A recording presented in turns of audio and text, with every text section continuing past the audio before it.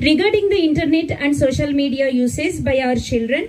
One of our students, Deepika, wants to bring awareness in parents. I warmly welcome her. ఇక్కడకు విచ్చేసిన అతిరథ మహారథులకు, పాఠశాల ప్రధానోపాధ్యాయులకు, టీచర్లకు మరియు తల్లిదండ్రులందరికీ నా నమస్కారాలు. నా పేరు దీపిక. నేను 10వ తరగతి చదువుతున్నాను.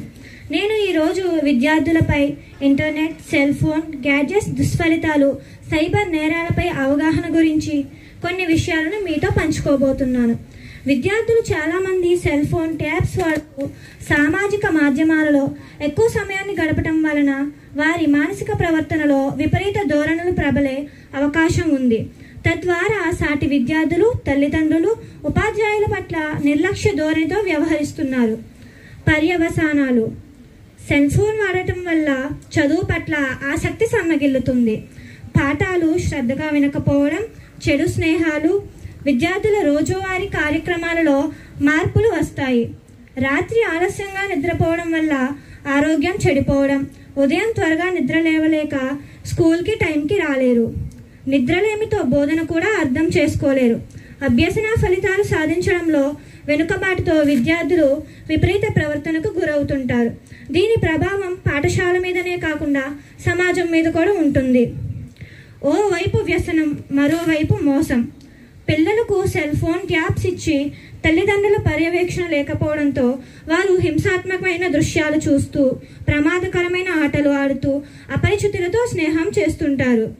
అపరిచితులతో తమ ఫోటోలను, వ్యక్తిగత సమాచారాన్ని పంచుకోవడం, చిన్న చిన్న నగదు లావాదేవీలు చేయడంతో సైబర్ నేరగాళ్ల బ్లాక్మెయిల్కి దొరికిపోతున్నారు.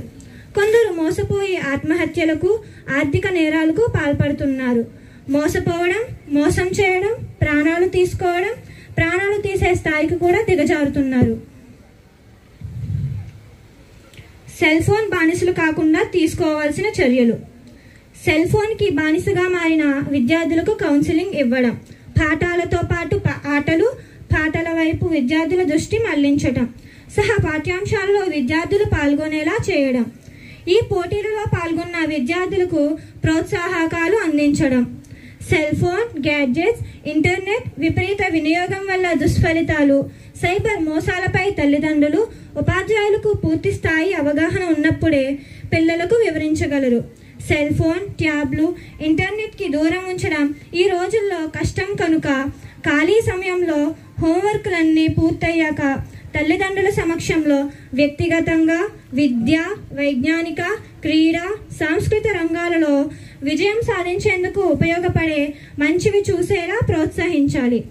సామాజిక బాధ్యత, నైతిక విలువలు, భవిష్యత్ ఆశయాల గురించి పిల్లలకు తెలియజేయాలి. తల్లిదండ్రులు తమ పిల్లలతో ఎలా వ్యవహరించాలి? Best teacher plus best parent is equals to best student. 5 T's. Talk: తల్లిదండ్రులు పిల్లలతో మాట్లాడాలి. టైం: పిల్లలకు సమయం ఇవ్వాలి. ట్రైనింగ్: నైతిక విలువలు, సత్ప్రవర్తన నేర్పాలి. టీచింగ్: కథల రూపంలో నీతిని బోధించాలి. టాక్ట్ఫుల్: సమయస్ఫూర్తిగా, సరదాగా పిల్లలతో వ్యవహరించాలి.